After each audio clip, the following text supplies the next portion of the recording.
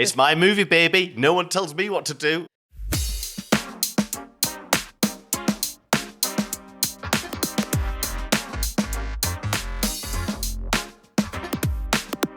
Welcome to Groovy Movies. My name is Lily Austin. And my name's James Brailsford. Hello. Hello. How are you, James? Not too bad at all, thank you very much. Just quite excited to be talking about this film this week. Yeah, me too. Okay, well, let's kick it off by asking you, why, James, are we talking about Tarsem Singh's 2006 film, The Fall? Because I think it's a bit of an underappreciated or underseen little gem of a film. It's like, to me, this is like almost a perfect Sunday afternoon film that's kind of interesting and engaging, kind of charming, on a Wizard of Oz kind of fairy tale-esque quality. So it's a very nice watch, but it's also I just think it's been underappreciated. And I think right now it's having at least a bit of a reevaluation, a bit of a re-release, so I'm thinking it's going to have a little second wind, I'm hoping. Yes, I'm wondering how many of our listeners have heard of this film, because I hadn't before you suggested it. When did you first see it, actually? I saw it when it came out. I was really excited to see it because I'd actually been following Tarsem's feature film directing career, because he's done one film prior to this, which was the Jennifer Lopez starring film The Cell.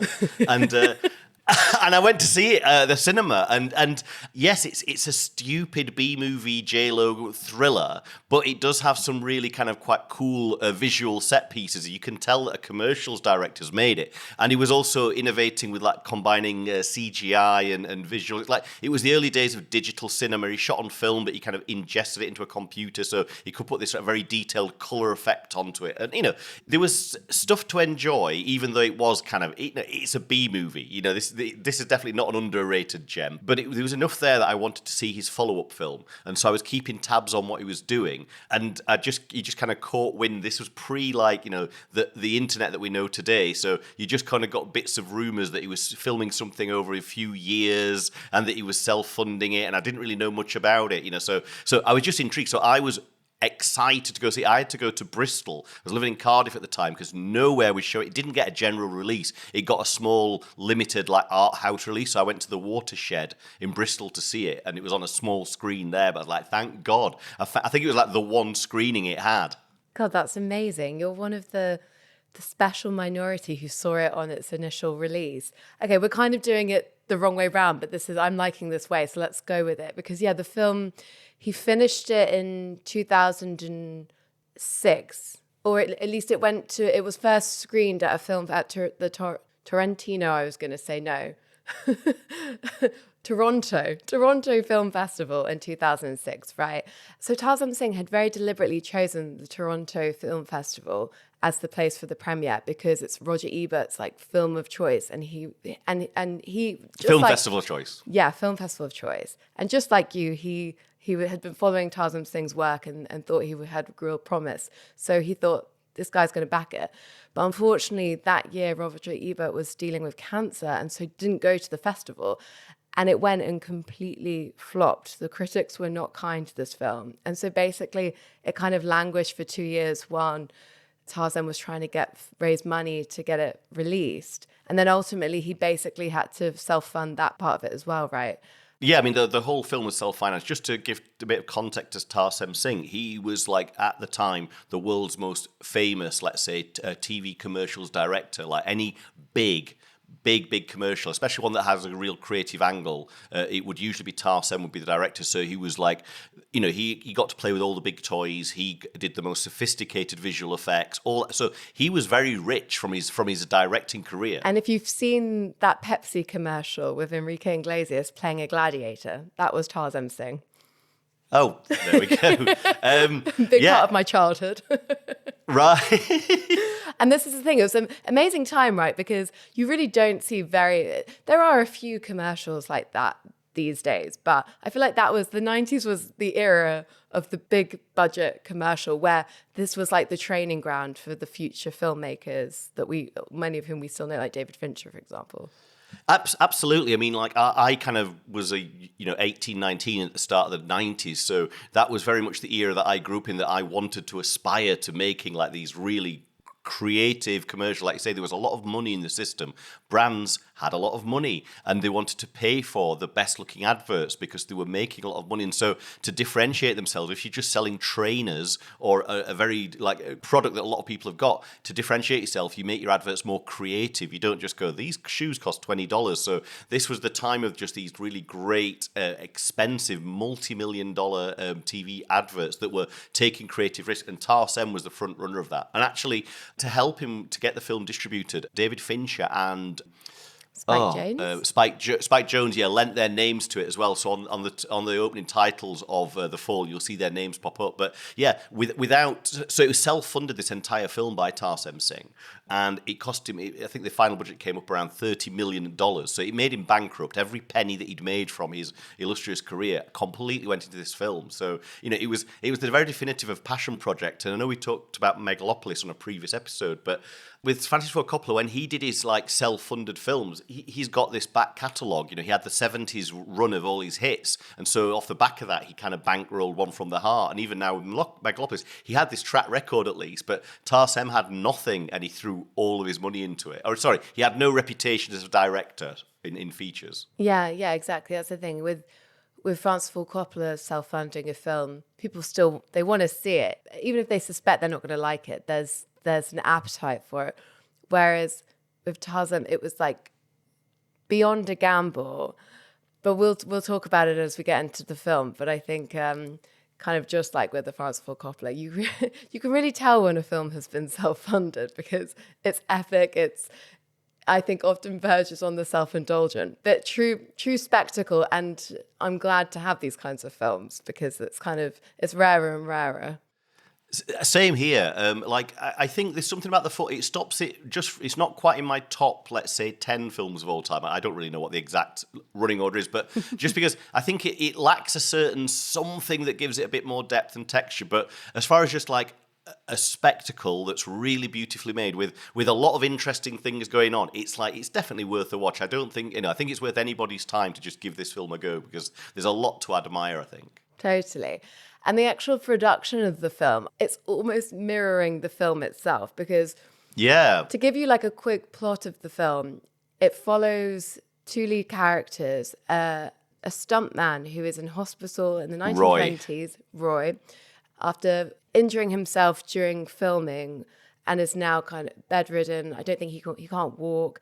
And he meets this little girl, Alexandria, who's played by an incredible actress, a 6-year-old called Catinca Untaru, who's Romanian and had never acted before and was kind of cast when Tarsem was in Romania for a commercial and asked a couple of his like team to go scouting. So they went to this school and began telling stories and were looking for the children who had the most kind of interesting but kind of natural reactions to the story. It's just insane like casting process.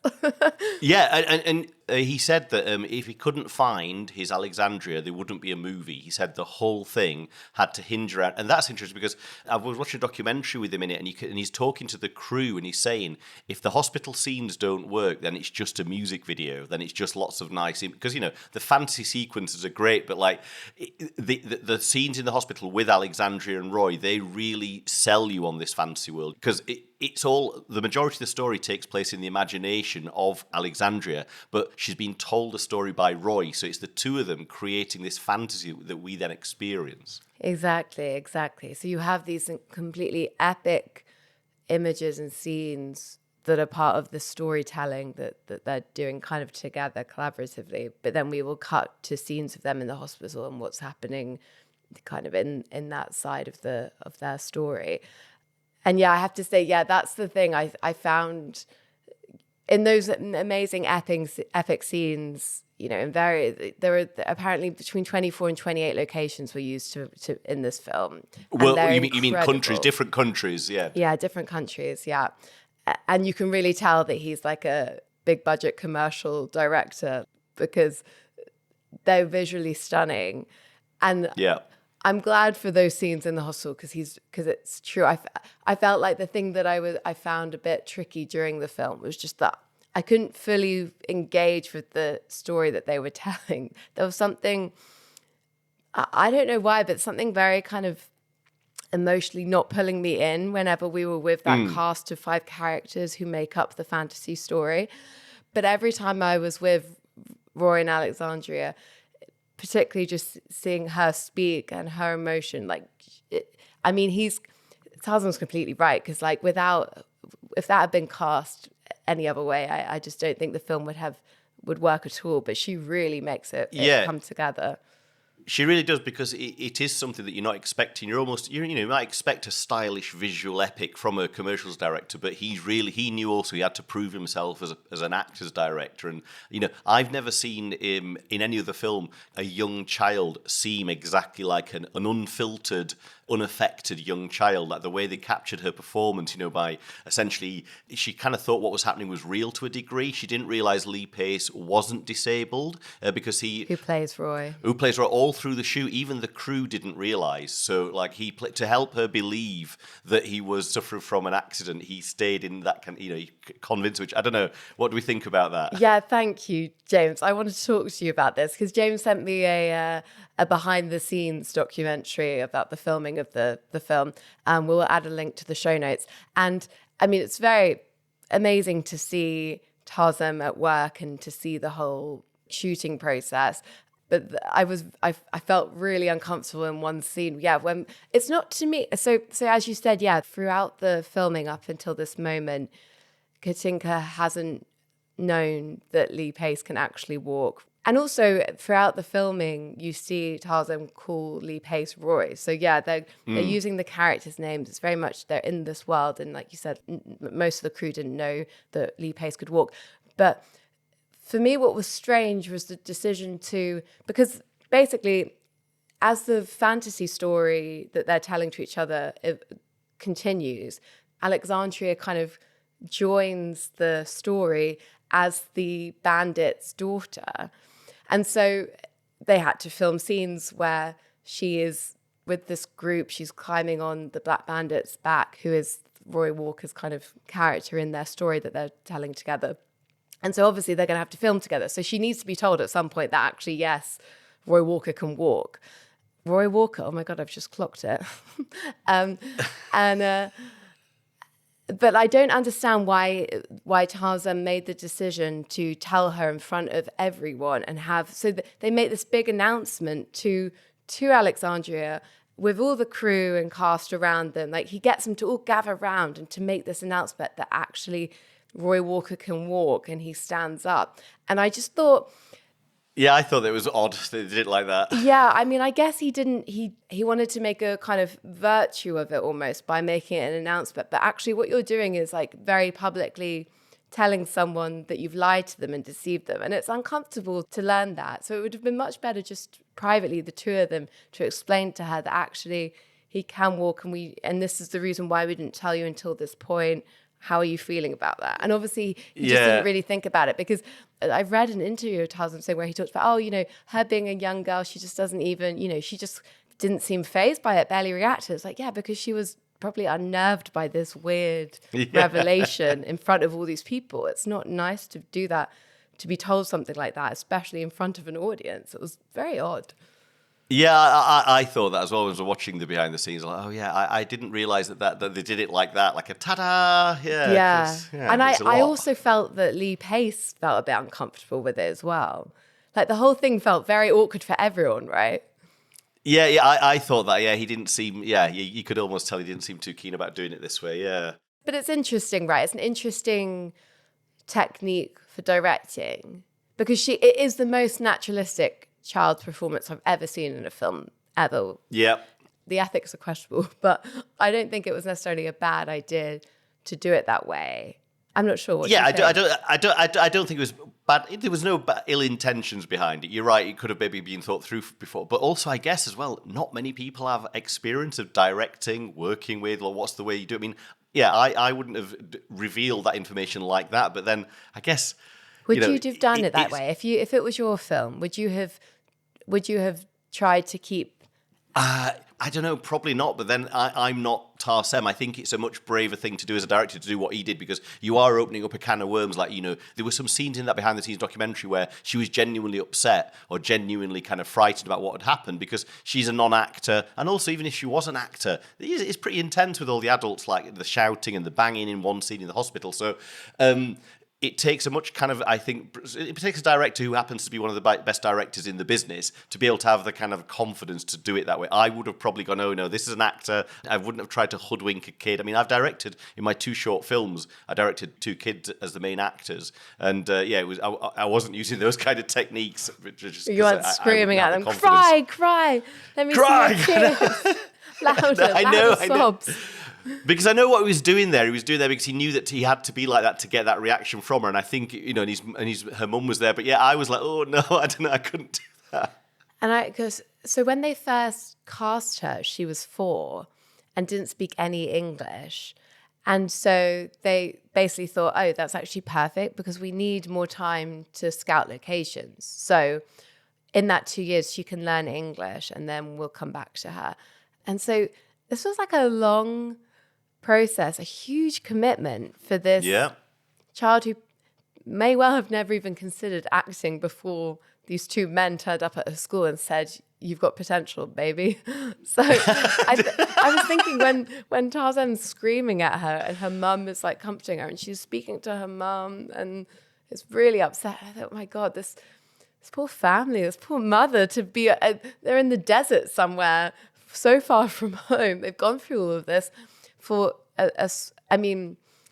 relatively speaking, I guess, a bigger salary. But that's the other interesting thing, like, because it was such a small budget film for such a huge cast. For the scale and the epic nature of it and what's on screen. Yeah, it's a tiny budget, relatively. Yeah. So everyone was paid the same, about $2,000 a week throughout the film, which I think is very cool, actually. I like that, very, very socialist. But it shows kind of the passion of it all, because everyone was like in it together, like, we're going to get this film made. It's not about money or prestige. Absolutely. And as well, he kind of used his directing career as a big location scout for making The Fall. I mean, he'd been thinking about making The Fall ever since, like, he was at film school, I think. So it's been in his head all the time through his professional career. So as he was kind of filming his commercials around the world, because he was working at the very highest level of being a commercials director, he was also using it to scout interesting places to shoot. So how they shot the film is they shot all of the hospital scenes first. I think they did 6 or 7 weeks of just the hospital, and it was partly improvised. The story that Roy was telling Alexandria was partly improvised, and so it was kind of riffing on whatever they were saying. So then once they got those in the bag and they started editing it together, then they realized, okay, now we need a scene to illustrate this part of the fantasy. So that was the only way they could make the film was the way they made it, which was in piecemeal over 4 years. So they had the 6 or 7 weeks right at the beginning where they filmed in the hospital, but then every now and again, he would get the 4 actors together, primarily, a small crew, and he'd go, right, we're going to India for 3 days to film some elephants swimming in the water. And then there might be a few months go by with no more filming and no more crew. It's like, right, okay, now everyone, we're going to do a shot of you on horseback, or camels even, I can't remember, walking past the Eiffel Tower in Paris, and for 1 shot. I mean, logistically, what an absolute nightmare. Because, I mean... Yeah. Okay, it clearly worked out ultimately, but, if one cast member is already on a job and can't make it, well, then it's going to fall apart. Getting everyone together for each place, and obviously, and then if the weather suddenly turns and the scene won't work because it's all on location. Yeah, because all screwed. Location, yeah. Because exactly, it's all location. This is a wonderful film as well. Like, this is how you can make something look epic if you get your locations right, So you've got a different set of CGI. It's all in camera, pretty much, right? Yeah, there's like the only bit I can think of that's definitely CGI is the when his brother's dead and he's wrapped up in fabric and it kind of the blood goes up the side of this huge sail that they've got erected. Like the wide shot of that is CGI extended, but it's subtle, and because they only do it here and there, it's seamless. So you're not pulled out of the story by thinking that was CGI, because there's clearly like they have an explosion that's a model shot. And everything for all it's a fantasy, it feels rock solid. It feels like it's all there. And honestly, that's the thing. It's like the making of this film is as much a fantasy as the story they're making themselves. Because especially when I was doing my research, the details will change a bit depending on which article you read, which interview you read with Tarzan, because obviously time has gone past. So when he's being interviewed over the years about the film, he'll remember the details differently.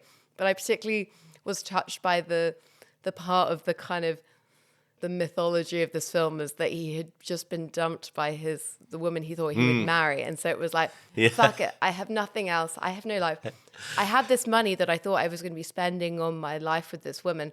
Instead, I'm going to go and make this epic film that I've been wanting to make for years.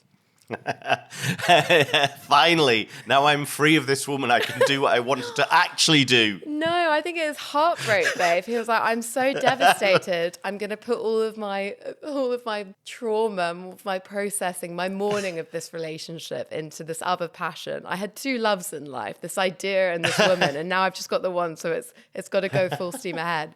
Yeah, I mean, he self-funded it, and I think the one of the issues was that nobody picked it up, nobody wanted to distribute it, and so the story I just told you at the start of the episode, you know, to just think that he's put all of this time and effort, and basically at the end you just can't promote it, or you can't get anyone to promote the film, so it didn't deserve to do 2.5 million worldwide. You know, I'm not saying this should have been $1 billion blockbuster, but this is certainly a film that could have been enjoyed by larger audiences. The other thing that didn't help it is that it got an R rating in America. So I definitely think it falls under the banner of, you could say it's a family-friendly film. It might be a little bit intense in places, but you could, you know, it definitely has the vibe. It's the child is the lead, and it's a fantasy story they're making together. This should have been a film for children. And to be honest, I think this is definitely a Tarsem issue. Like, he refused to cut a shot of someone being stabbed, right, or cut with a sword. And like, why be so dogmatic about that? When, come on, it means you're denying. I beg it's my movie, baby. No one tells me what to do. Okay, Tarzan. Yeah, okay, just fuck yourself over. That's fine. But I have to ask you, why do you think it didn't get picked up? Because yes, okay, some critics were snooty about it, but some said it was incredible, you know. And okay, that came a bit later because it seemed like once the film actually got released, there was more of a mixed reception. But still, I have to wonder why. I don't get it either. I really don't. You know, the fact that no major studio got behind it to pick it up or give it a big promotional push. But yeah, maybe I don't know. You don't know. I think it's partly for the fact that he self-funded it. And if you're not a name in Hollywood, if you're not a Coppola and you're self-funding a film, you're not like in the system. So I feel like that it's hard to get distribution for any film if it's completely independent. But then also I have to just wonder if it's because Tarsem Singh is from India. You know, he's not an American or Hollywood, like, into their mind, the typical like Hollywood director. And I have to wonder if that played a part in it as well. Yeah, I don't know. I mean, he successfully navigated the American commercial direct. You know, like exactly. So why didn't he become the next David Fincher? It's a very good question. I mean, he's certainly got the talent. You know, he certainly can do all the things that David Fincher can do. He's clearly got an original voice. You know, I couldn't really watch the stuff he's done since. He became a director for hire because obviously he was completely bankrupt. So I think he did some kind of Snow White film or something. Mirror, I don't know. Mirror he directed. Right. Yeah. It didn't look great. You know, certainly didn't look like he spent 4 years making it. But he recently, a couple of years ago, he made another passion project, Dear Jessie, and that's the first film he'd made in India. I think it was shot in Punjab where he was born, and it's very, very different from The Fool because everything about it, kind of aesthetically, is like very, very different, and it's much more naturalistic. But yeah, I don't know. I feel like it's such a shame because I have to say I found the film, if I'm brutally honest, a little bit boring. I loved everything with Alexandria and every scene with her, and she's magnetic. But I found the fantasy scenes quite unengaging, like quite boring, narratively speaking, like visually absolutely stunning. But I didn't care about this cast of 5 men. There was something a bit about that as well. I don't know. You know, it was something. It's I mean, it's a little bit thin, the story, but I don't mind it because in my mind it hits that it's that kind of Sunday afternoon. That is my idea of a turn your brain off movie. So taken on that kind of level, for me, it doesn't bother me too much that it's not the most engaging. It just looks very nice, and it's just and I'm going, wow, look at the spectacle of this was done on locations around the real world, So I just enjoy that part of it, but it's also that's another reason why it doesn't rate very highly in my personal kind of top 10, top 20, just because it is lacking something there. But it's still got a lot to recommend it to me. That's why I wanted to kind of bring it up for discussion on the podcast. I mean, the thing is, I think there is some great subtext. Again, this is sort of the mythology of the film, but apparently the idea's kind of inception comes from the fact that, first of all, when Tarzan was at school, he had a teacher who would sit and tell stories to the children and always leave them on cliffhangers. So then everyone was desperate to hear the next part of the story next week. And then the other thing was that when Tarzan was also a child, he moved to Iran for a while with his father, and there would watch films that were dubbed in Farsi, which he didn't understand. So when he came back and told his friends about these films he'd watched, he would basically have to make up the narrative just based on what he'd seen, and it was all about the visuals. So he says that these two things were part of the, what's the word I'm looking for? Incubus? Incubators? The seed. Let's just say the seed. That they were the seed of the idea, and then he saw this film, this Bulgarian film from 1981 called Yo Ho Ho, that is basically the same kind of story. So he bought the rights, and it's essentially kind of a remake to that because he loved this idea of a child and a stuntman coming up with the story together. So I feel there's a lot about storytelling, the film industry, the fact that it's a silent movie stuntman who's the lead, but it doesn't.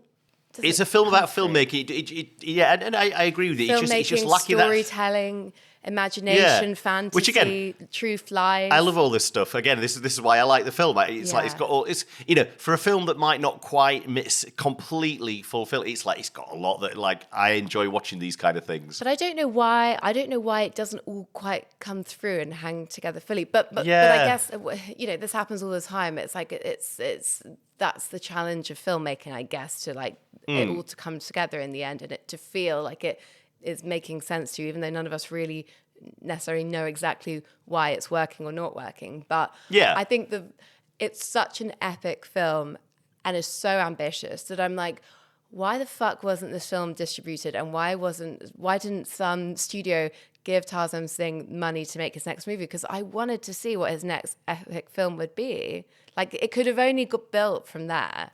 I was so upset at the time, just thinking, because I turned up, I had to hunt this film down because I'd seen The Cell and I read about it in American Cinematographer, so it was a concerted effort to go see The Fall, and I was very excited to find, like I say, one of a handful at most screenings that were in Bristol. I'm sure it was almost the only screening they had, and it was so poorly attended, and I just thought, this film is dead. This should have been a wide release, should have had a nice family turnout audience, having fun watching it, but I just thought, he's never going to make another film anything close to this, because it was clear that he wasn't going to make much money on the film, and so now he's had to become a bit of a director for hire to pay off his bills, a bit like Coppola did, so he's kind of gone into the system, but it just means that I'm not.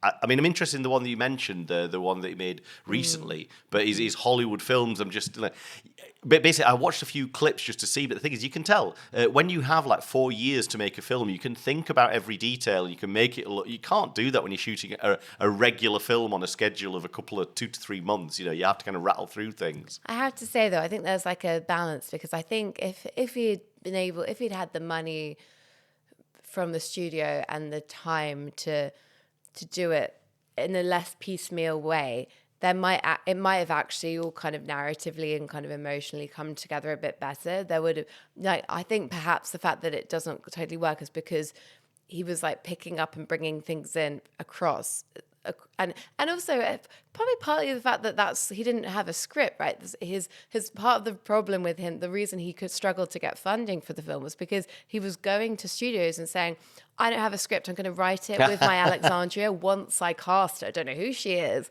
but this 4-year-old, is going to write the script with me. We're going to work on it together because that is part of the like concept of the film and the story itself. When you put it like that, Lily, no wonder anyone would touch it. Yeah, look, I get why he didn't get the funding to make the film. What I don't get is why I didn't get funding for distribution. That's devastating. Completely agree with you. Completely agree. They should have easily made its budget back. This could have. Look at the shit that makes $25 million. It's just. I mean, but the fact that actually, like, it making $2 million, nearly $3 million when it wasn't distributed that widely, it kind of shows that actually people did love to see it, and it's no wonder it has become probably the only actual cult film. You know, we always talk about cult films. This one was actually a film that was impossible to find until this year, basically. Because I tried to screen it for a couple of friends about 2 or 3 years ago. They came to visit, and I just assumed I'd be able to stream it on Prime or something, you know, but find it on YouTube or something. But in the end, I had to find a dodgy copy on YouTube that was really low quality, so it didn't show off the film. You know, you could get a sense that it was an impressive-looking film, but it really did it a disservice. And I was so disheartened. And then last year I showed it at the film school that I teach at. I showed it at the Secret Cinema, and the only version that existed then was a Blu-ray copy. And I remember thinking, I know this was shot on film. I also know that because I'm a nerd, I know that it got graded and finished in 4K back in 2006, which in 2006 was a big deal, but it meant that at least it was the best possible quality. So I remember thinking, this is really a shame that I can only get a Blu-ray, so it's not the best quality. And so then this year, suddenly I had no idea this was coming, that it's been fully restored to 4K, and it's had some of the visual effects weren't finished at 4K, so they've redone those, and it's had a beautiful transfer, and I rewatched it on Mubi, and it looks incredible on Mubi. Yeah, because Mubi basically funded the rest of the restoration, and finally is brought out, and it's great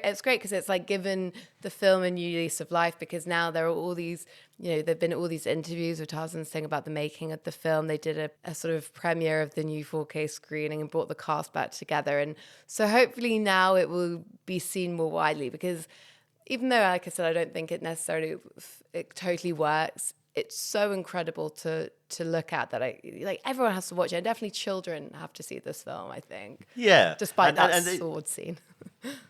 Oh, yeah. No, you're right. Because as well, it is a bit like, that scene, because the rest of the film is a certain level of fantasy violence, and then that's just actually quite graphic violence. Yeah, I mean, I also wonder if that is a little bit part of the problem, is that it straddles this child-adult thing, maybe not totally perfectly, you know? Like, I feel like... possibly. Which actually I think kind of tonally is kind of nice. Like, I think it's interesting. It's partly what makes it very different, because it's very respectful of fantasy. It doesn't feel like it's being made for children and talking down to them. It feels very grown up, but it has a childlike perspective on everything that it's showing on screen. Yeah, absolutely. And you know, it is an unusual thing to see on screen, like a relationship bond between this older guy and this child, you know, and it feel very honest and real, you know. It's an interesting setting for a story, especially because she seems so absolutely convincing, you know. You've never seen anything like it. Yeah. So to conclude, guys, go watch The Fall on Mubi. It's fantastic. You'll have a great time. Sunday afternoon, get your cup of tea out, you know, get some biscuits, and sit back and enjoy it. All right, well, thanks everyone for listening to another episode of Groovy Movies. Thank you very much, and if you could find your way to leaving us a like or a nice review, it all helps spread the word about the podcast. All right, so see you next week. Bye. Bye. Groovy Movies is produced and edited by us, Lily Austin and James Brailsford. And James also produced the theme music. Follow us on Instagram and TikTok at Groovy Movies Pod, or email us groovymoviespod@gmail.com. For more information about the films discussed, check out the show notes.